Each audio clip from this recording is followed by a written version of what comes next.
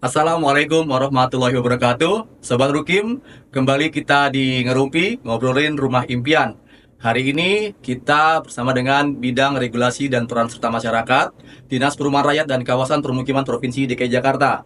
Bersama saya, Mukti Andrianto, selaku Kepala Seksi Pengembangan Peran Serta Masyarakat dengan narasumber Bapak Haji Muhammad Yaya Mulyarso, selaku Kepala Bidang Regulasi dan Peran Serta Masyarakat.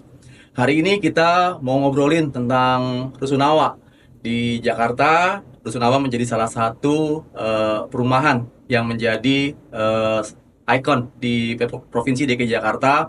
Dan hari ini kita mau ngobrolin gimana sih cara masuknya gitu ya. Dan hari ini kita sudah kedatangan Pak Haji Yaya Mulyarso yang mungkin kita akan ajukan beberapa pertanyaan untuk bisa kita korek informasinya. Apa kabar Pak Yaya? Baik, terima kasih Pak Mukti. Assalamualaikum warahmatullahi wabarakatuh. Waalaikumsalam. Hari ini kita mau nanya-nanya Pak Yaya terkait dengan proses penghunian bagi masyarakat di Jakarta untuk masuk ke Rusunawa. Jadi ada beberapa pertanyaan mungkin jadi yang mungkin pertama yang kita tanyakan, kira-kira ada berapa lokasi sih Pak di Jakarta ini untuk Rusunawa yang sudah dibangun oleh Pemprov DKI Jakarta? Baik ya, terkait jumlah Rusunawa yang telah dibangun oleh Pemprov DKI, dalam hal ini Dinas Perumahan Rakyat dan Kawasan Permukiman, itu tersebar di 5 wilayah kota. Itu jumlahnya 32.978 unit ya, di 39 lokasi yang dikelola oleh 8 UPRS ya, unit pengelola rumah susun. Bangunan Rusunawa ini terdiri dari 2 jenis ya, ada blok, ada tower, yang terdiri dari 156 blok yang berisi 14.036 unit dan 82 tower. Ya, jadi lebih tinggi kalau blok itu di 45 lantai, kalau tower itu 16 ke atas. Isinya unitnya yang di tower itu 18.942 unit, jadi udah sangat banyak ya. Untuk pembangunannya di proporsinya di Jakarta ini, wilayah Jakarta itu paling banyak di Jakarta Timur, yaitu 19 lokasi, dan di Jakarta Utara 11 lokasi. Jakarta Pusat ada 2 lokasi, Barat 6 lokasi, dan Jakarta Selatan baru 1 lokasi, yaitu Rumah Susun Pengadengan. Tapi saat ini sedang dibangun di Jagakarsa. Ya, saya rasa begitu Pak. Nah, dari semua warga Jakarta nih Pak, kira-kira siapa aja sih yang boleh untuk masuk di Rusunawa Pak? Yang bisa menghuni di Rusunawa Pak? Baik ya, penghuni Rusunawa ini memang sudah ada kriterianya Pak Mukti dan Sobat Rukim. Ini diatur di Pergub 111 tahun 2014 tentang mekanisme penghunian rumah susun umum sewa. Sasaran penghuniannya yaitu kelompok masyarakat terprogram dan umum ya. Masyarakat terprogram ini adalah masyarakat yang terkena pengadaan tanah untuk kepentingan umum ya. Sedangkan masyarakat umum tentunya yang selain itu. Batasannya adalah untuk masyarakat umum itu penghasilannya tidak boleh lebih dari 7,4 juta rupiah per bulan. Untuk penghasilan ini penghasilan keluarga ya, bukan kepala keluarga saja. Jadi kalau istrinya atau anaknya yang masih ikut itu digabung penghasilan keluarga ya. Ini luasan rusunnya juga sudah lumayan ya, karena ini sudah nyaman, karena ukurannya juga relatif luas sih. Itu 30 sampai 36 meter persegi ya. Jadi ini sudah sangat layak ya. Di samping rusun untuk keluarga, juga kami Dinas Perumahan itu membangun juga untuk lajang ya. Untuk lajang ini untuk yang belum menikah, disediakan juga di lokasi di Rawabebek dan Pik Pulau Gadung. Itu Pak Mukti ya, terkait dengan penghuni Rusunawa. Nah, berarti ada 2 kelompok ya Pak? Ada warga terprogram atau masyarakat terprogram, ada masyarakat umum tadi MBR ya disebutnya ya. Nah, dari kedua ini beda nggak Pak cara masuknya? Kalau beda tuh caranya gimana Pak masing-masingnya Pak? Baik, Pak Mukti, memang ada 2 ya. Terprogram terdampak ya, semuanya sih MBR ya, dua-duanya ya. Tapi yang terdampak dan umum, artinya di luar terdampak. Yang terdampak ini biasanya terkena kegiatan pembangunan Pemda atau pemerintah pusat. Itu mereka relokasi dari tempat-tempat yang terkena imbas pembangunan. Nah, itu biasanya dia melalui tingkat wilayah ya. Dalam ini tingkat kota wali kota ya, itu laporan dari lurah, camat ke wali kota. Itu usul ke gubernur, ceki kepala dinas perumahan. Nah, itu bedanya. Kalau umum, MBR umum itu melalui Sirukim ya. Nanti kami verifikasi permohonan mereka oleh tim yang sudah ditetapkan oleh kepala dinas. Begitu Pak Mukti. Terus gimana Pak syarat-syaratnya supaya mereka bisa masuk ke Rusunawa, khususnya buat yang warga umum nih? Baik ya, jadi untuk yang by Sirukim ya, warga umum kan lewat Sirukim nih Pak Mukti ya. Jadi ada aplikasi. Ini kami memang sudah tertib biar tidak ada ya hal-hal yang negatif dalam pendaftaran ya, sehingga pakai aplikasi Sirukim. Jadi masyarakat MBR bisa melalui aplikasi Sirukim dengan syarat satu, memiliki KTP dan KK DKI Jakarta ya, jadi dia harus warga DKI Jakarta. Dua, memiliki penghasilan dibuktikan dengan pernyataan keterangan penghasilan, jadi dia nanti bikin surat pernyataan di atas meterai tentunya bahwa dia penghasilannya sekian ya. Diharapkan penghasilan itu tentu di bawah angka maksimal 7,4 ya. Dua, selanjutnya memiliki NPWP. Terus sudah menikah, dibuktikan dengan buku nikah, akta nikah. Tidak memiliki tempat tinggal milik sendiri, dibuktikan dengan surat keterangan atau PM1 dari lurah setempat bahwa dia tidak punya rumah. Ya, sanggup membayar biaya sewa, biaya listrik, air dan lainnya yang ditetapkan oleh kepala UPRS. Tentunya ini umum, wajar ya. Saya rasa ini tidak memberatkan besarannya juga, karena kami menerapkan biaya sewanya ini tidak begitu mahal. Terus tidak memiliki kendaraan roda 4. Jadi MBR tidak mungkin seharusnya memiliki kendaraan roda 4 mobil ya. Terus juga kendaraan roda 2 di maksimal 2 unit. Diharapkan kalau roda 2 ini untuk penghasilan dia sebagai ojol itu kan bisa dimanfaatkan. Jadi income-nya dari situ. Bagi masyarakat terprogram nih Pak Mukti, kan tadi ada yang terprogram terdampak dan ini umum ya. Bagi masyarakat terprogram perlu rekomendasi dari wali kota ya, diverifikasi berjenjang dari kelurahan ya, terus kecamatan sampai ke wali kota, penetapan daftar namanya ya. Sedangkan yang umum itu melalui Sirukim dan dia harus ada mengeluarkan uang jaminan 3 kali biaya sewa ya. Itu tidak buat pengelola atau kepala UPRS, tapi hanya sebagai jaminan saja, ditaruh di bank DKI. Terus nanti kalau keluar sudah tidak menyewa lagi, itu akan dikembalikan ke yang bersangkutan. Begitu Pak Mukti. Baik Pak Yayat, tadi menyambung bahwa tadi di sebagian syarat itu ada yang menyebutkan ada 3 kali jaminan uang sewa ya. Nah, sebenarnya berapa besaran sewa di Rusunawa Pak untuk bisa menghuni di sana? Baik, Pak Mukti, saya jelaskan ya. Biaya sewa ini maksudnya retribusi nih Pak Mukti ya. Jadi tarif retribusi Rusunawa sesuai Perda 1 tahun 2024 adalah sebagai berikut nih.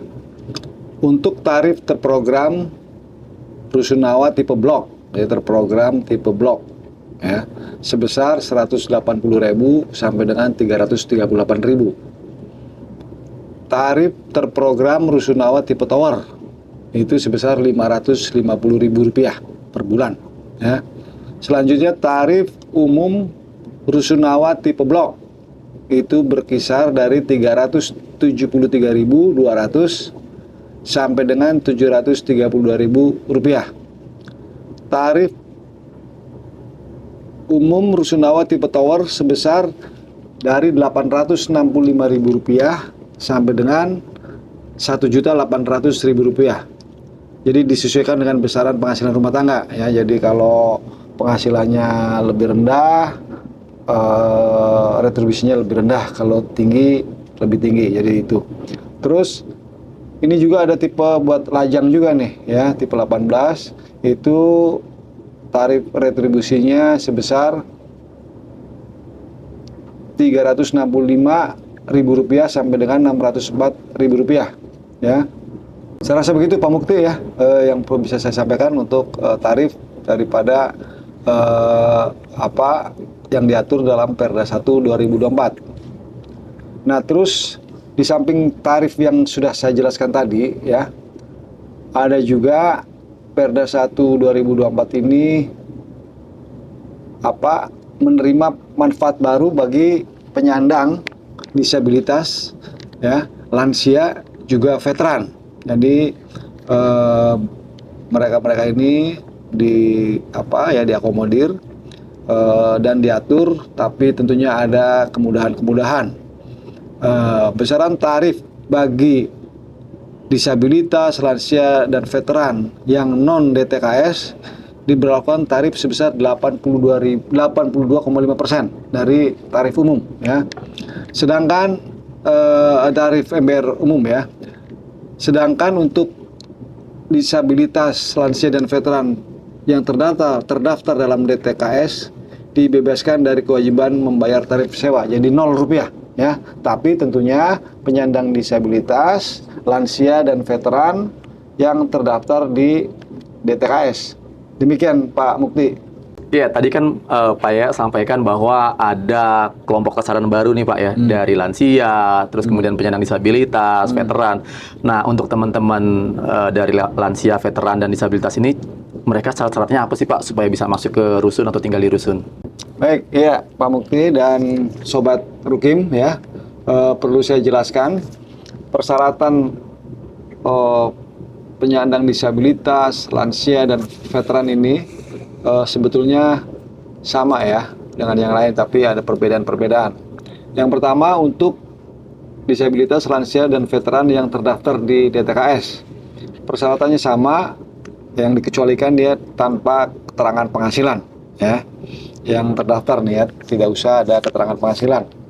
Terus ada surat keterangan dari dokter rumah sakit pemerintah jenis disabilitasnya apa ya. Terus menyertakan tanda kehormatan veteran untuk veteran ya dari LVRI Provinsi DKI Jakarta. LVRI ini Lembaga Legium Veteran Republik Indonesia.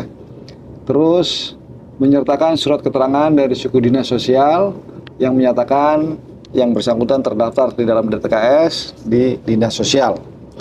Sedangkan untuk yang penyandang disabilitas, lansia, dan veteran yang tidak terdaftar dalam DTKS, dia menyertakan juga keterangan penghasilan ya. Di samping dia juga harus menyertakan surat keterangan jenis disabilitasnya, dan kalau veteran dia harus menyertakan tanda kehormatan veteran dari LVRI provinsi. Saya rasa itu ya, Pak Mukti yang bisa saya jelaskan. Rusunawa nih kayaknya nyaman banget nih Pak tinggal di rusun. Kira-kira berapa lama kita boleh tinggal di rusun tuh Pak? Ada masa waktunya nggak kita tinggal di rusun Pak? Baik ya, sebenarnya kebijakan Pemprov DKI membangun Rusunawa itu hanya temporary ya, hanya sementara untuk masyarakat MBR, karena diharapkan tentunya naik kelasnya, ekonominya naik, sehingga kami tidak menyediakan waktu lama-lama ya. Jangka waktu sewa ini dibatasi 2 tahun Pak Mukti ya. Tapi tentunya ini bisa diperpanjang untuk 2 tahun berikutnya ya, dengan harapan setelah 2 tahun atau 2 tahun setelahnya itu keluarga yang di situ naik ekonominya dan bisa pindah untuk membeli rumah sendiri. Saya rasa begitu. Nah, ini mungkin yang terakhir nih Pak pertanyaannya, dan yang mungkin ditunggu-tunggu juga oleh Sobat Rukim semua. Keuntungannya apa aja sih Pak buat yang tinggal di Rusunawa nih? Kayaknya banyak yang pengen gitu tinggal di Rusunawa Pak. Ya, saya rasa memang bertempat tinggal atau domisili di Rusunawa ini menguntungkan ya. Artinya nyaman juga, aman juga. Karena apa? Tepatnya juga ada di Jakarta ya. Jelas ini masih wilayah ibu kota, masih wilayah Jakarta ya, di dalam kota, tidak di luar kota ya, sehingga bisa mendekati untuk kerja ya. Nah, terus hal-hal lain, biaya sewanya atau retribusinya sangat murah. Itu yang disampaikan di atas tadi. Kalau dibandingkan dengan apartemen sejenis sekelas itu pasti di apartemen lebih mahal. Iya. Di Rusunawa ini lebih murah ya. Terus lingkungannya sudah sangat bagus ya, sehat, tertata dengan baik, layak dihuni deh pokoknya ya. Fasilitasnya juga ada binaan-binaan juga ya. Kami menjaga betul, itu PRS menjaga betul lingkungan untuk kesejahteraan penghuni ya. Terus dari tahun ke tahun pelayanan dari perangkat kami di PRS ya itu juga semakin meningkat ya. Jadi kinerja perangkat daerah dioptimalkan terus setiap tahun ya untuk melayani para penghuni ini. Keuntungan yang lebih ini lagi ya, lebih dibutuhkan lagi oleh masyarakat penghuni Rusunawa ini, mereka mendapatkan prioritas dalam program bantuan pemerintah daerah, misalnya pangan murah dan sebagainya, pelayanan kesehatan ini, dan sering dikunjungin oleh NGO dari luar yang memberikan manfaat ya kepada para penghuni Rusunawa ya. Terus juga transportasi juga ada disediakan Transjakarta dan Jaklingko ya. Jadi semua fasilitas di sini saya rasa sudah luar biasa nih, komplit Pak Mukti ya. Jadi harapan kami tentunya memang banyak warga tertarik untuk menghuni di Rusunawa ya, tapi juga harus hidup tertib di situ. Ya, sudah dikasih kemudahan-kemudahan, ya kami mengharapkan mereka juga hidupnya tertib, disiplin dalam membayar sewa, dalam membayar retribusi ya, juga menjaga lingkungan baik fisik bangunan maupun pergaulannya di situ untuk hal-hal yang baik saja. Yeah. Saya rasa begitu, Pak Mukti. Iya. Wah, jadi memang banyak keuntungannya ya Pak buat tinggal di Rusunawa yang mungkin banyak Sobat Rukim yang selama ini tidak mengetahuinya ya Pak. Dan terima kasih Pak Yaya atas informasinya yang sudah disampaikan tadi cukup banyak gitu ya. Dan semoga ini bisa menjadi manfaat bagi Sobat Rukim semua yang mendengarkan atau melihat acara podcast ini.